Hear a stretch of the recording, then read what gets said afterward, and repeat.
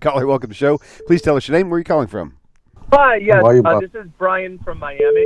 Brian from Miami. Welcome. How are you, sir? What's the question for Rabbi today? Hey, thank God I'm doing pretty well. My question today is, how does Christian theology change who is a priest? Would an honest fundamentalist Christian still consider a Kohen like Rabbi Singer to be a priest, or do they just totally change the whole system and how it works? That's a really great question. I just saw something on Facebook this last week where this Christian was talking with this Jewish guy, and it's like they were trying to tell him what a priest was. This is going to be a great one to cover. Okay, well, thank you so much, Brian from Miami. We'll talk to you soon. Thank you. Have a good day, everyone. Thank you so much. You too. Bye-bye. In the Christian Bible, Jesus is portrayed as the priest who's given over the priesthood of Melchizedek. It's the most quoted passage in the Christian Bible, Psalm 110. It's based on a mistranslation, but that's beyond the scope of this question.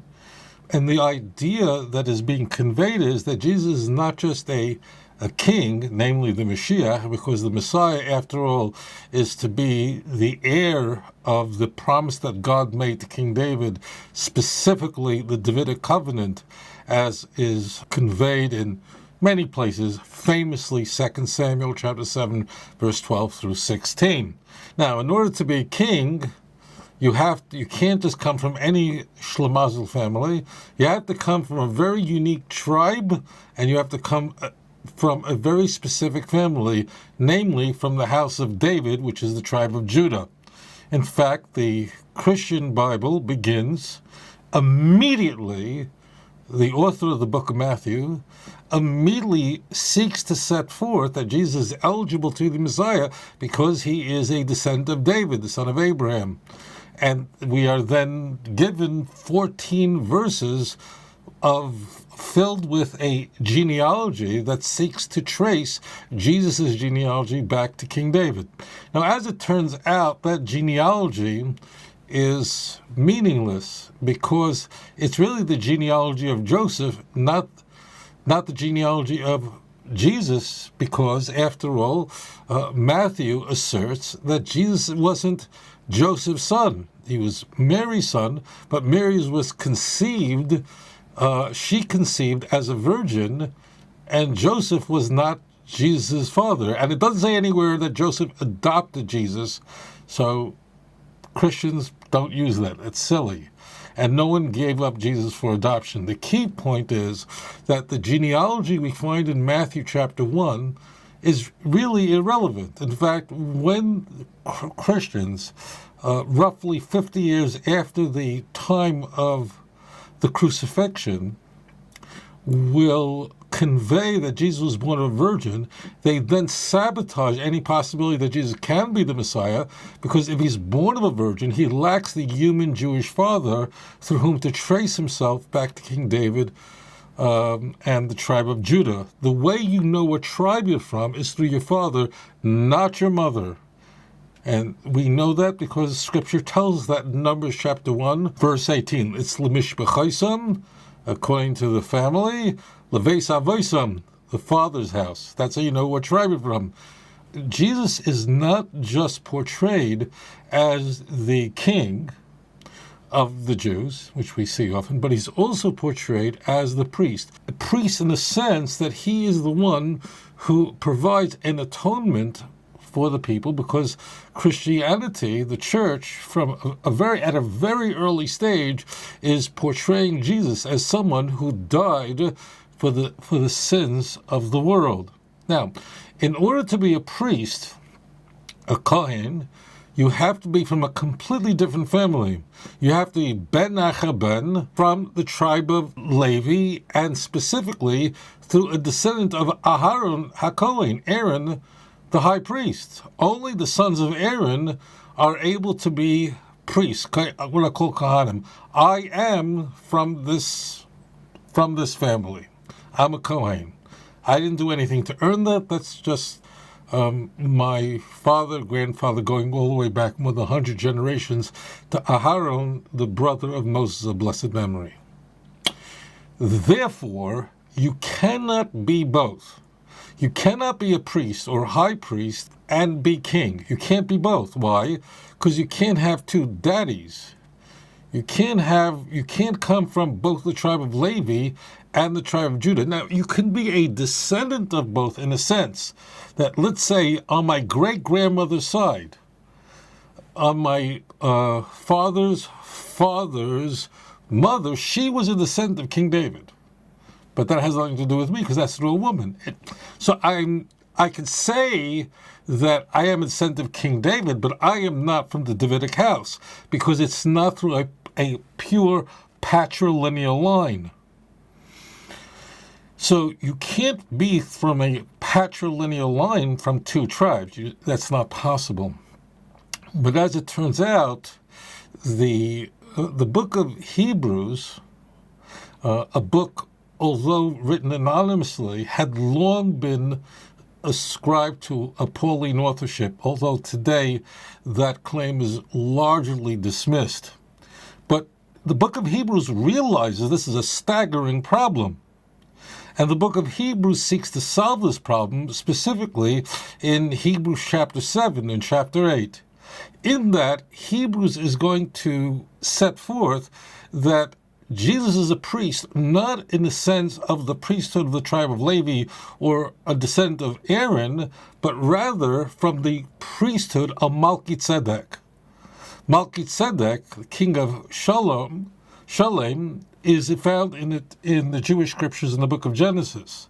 So therefore, according to the author of Hebrews, Jesus has it locked up in that he is both a descendant of King David, but he's also a priest, but a priest here in the sense of a priest like Melchizedek was a priest. I think it is very likely that our viewers are just staring and going, what's going on? Makes sense out of all this. Now, as it turns out, this can be very confusing because, in fact, the word Kohen, if it's not modified, but just the word Kohen typically means a Kohen, someone who is a priest from a descendant of Aaron, a promise that God made to Aaron the high priest, that from him alone would come all the priests, which they did. But the word Kohen means someone who holds office. Lechahen means to hold office, someone who has authority. And as it turns out, in Tanakh, there are different types of priesthoods, meaning there's not only a priest, who works in the temple, who is committed to ecclesiastical work, who has no section of land in Eretz Yisrael, because he has to devote himself rather than agriculture, but rather to public service and working in the temple, most importantly. So that's typically what we think of a priest. But as it turns out, many other people are called priests who are not a priest as a descendant of Aaron. For example, we had in this parsha, the portion of the Torah that just passed, and that's Parshas Yisro. We're talking about Exodus chapter 18, 19, and 20. Famously, this is the portion of the Torah that contains the Ten Commandments. I'm very interested in Exodus 19, where the Jewish people, all the Jews, are called a Mamleches Kohanim v'Goy Kadosh, which means a kingdom of priests and a holy nation. That's what the Almighty says. Look it up for yourself. Does that mean that all the Jews are priests according to the priesthood of Aaron? The answer, of course not. That's a different type of priesthood. It means there, in a sense, that the Jewish people are given, if they are faithful, if you read it in context, I urge you to read Exodus 19, verse 5 and 6, that if the Jewish people will listen to HaKadosh Baruch Hu, will be loyal and faithful, you will be an Am Segula, a unique or a chosen people, and the role of the children of Israel is to be, as I mentioned, a Mamleches Kohanim, which means a kingdom of priests. Kili Kolar, because the whole world belongs to me. Meaning, the Jewish people have a role in the world to be essentially the teachers or the rabbis of the world, in the language of Yeshayahu HaNavi, who was a great man of blessed memory, they are to be an Or LaGoyim, a light to the nations. Read Isaiah 49, verse 6, for example. Means if the Jewish people aren't priests, that doesn't mean every Jew, doesn't mean the Jews who work for the New York Times. Talking about those who are loyal and faithful to HaKadosh Baruch Hu. That's a totally different type of priesthood. Those Jews who are loyal to God, that keep the Torah, who are loyal to the teachings of Hashem and love HaKadosh Baruch Hu, they have a job, they have a role in the world to continue on to passing the torch, to be a light to the nations of the world. But where did that torch come from? How was it passed down? So as it turns out, Melchizedek, which means it's not someone's personal name, like Moshe Shapiro.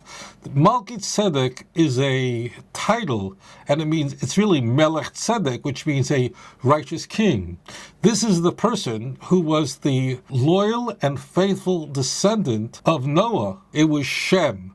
Melchizedek is Shem, and Shem gave over the blessing of priesthood, blessed Avram Avinu, see Genesis chapter 13 and 14, after Abraham defeated 4 kings in his effort successfully to rescue his nephew Lot, and did not take booty, did not take any money from the kings that had taken his nephew. And therefore, Abraham had displayed repeatedly tremendous faith, and Shem, who is called Melchizedek, blesses him, and he's given this priesthood. Abraham subsequently will pass on that priesthood. In this case, we don't mean a priesthood of Aaron. It means a role of leadership on, and it goes to King David and goes all the way through Mashiach. So here we have a case where the word Kohen is not the conventional term. Now, to someone who's conversant in the Jewish scriptures in the Hebrew, rather than reading a Noah International version, so this is plain, this is very simple. But someone who's not conversant, they'll think a Kohen must mean a priest, and a priest only can mean the descendant of Aaron. And that's silly. Now, I'm sure there's some people watching this show are going, hold on for a minute, Rabbi. You said that Melchizedek, the identity of this individual, is Shem, the son of Noah. Abraham lived centuries after the flood, a very long time after the flood. How was Shem alive when Abraham was alive? Were they contemporaries? Not only were they contemporaries, Shem lived so long that Jacob, Abraham's grandson, was 69 years old when Shem finally passed away. Okay? And that's what we have, what's in view in Psalm 110. We have I'll take this even further. You have in the Jewish scriptures, Yisro is called a priest of Midian. So that means that, yes, Jethro was a descendant of Aaron. How crazy, how foolish. He was Moses' father-in-law. Doesn't mean that at all. The author of Hebrews was, I think, probably ignorant.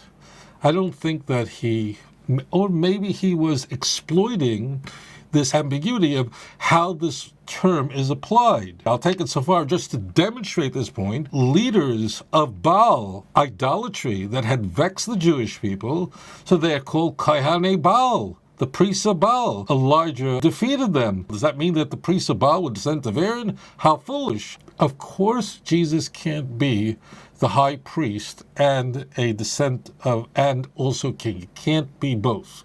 In fact, we find in the book of Zechariah, looking at the future, that one day the king and the priest, there will be shalom b'neihem, there will be peace between them.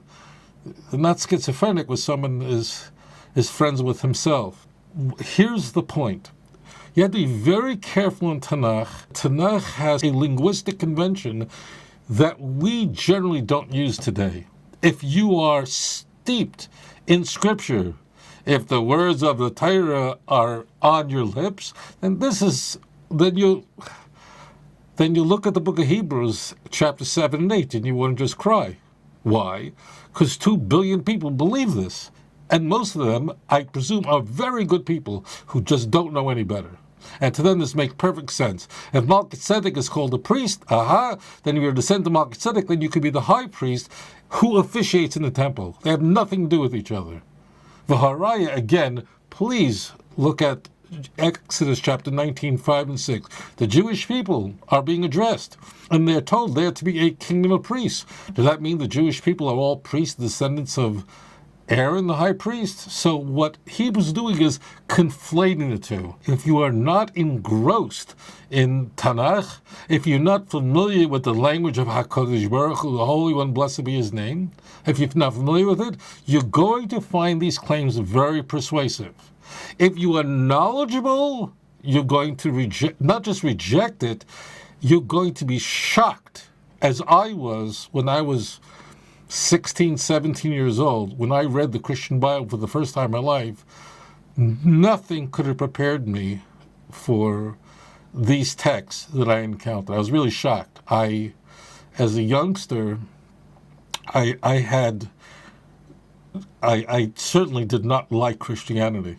As a kid, Jewish boy growing up in Brooklyn, born 15 years after the Holocaust, surrounded by survivors, knowing that the Shoah, the worst crime in human history, occurred only in Christian lands. So of course, and I myself just faced a tremendous amount of anti-Semitism growing up in Brooklyn, just the way it was in my day.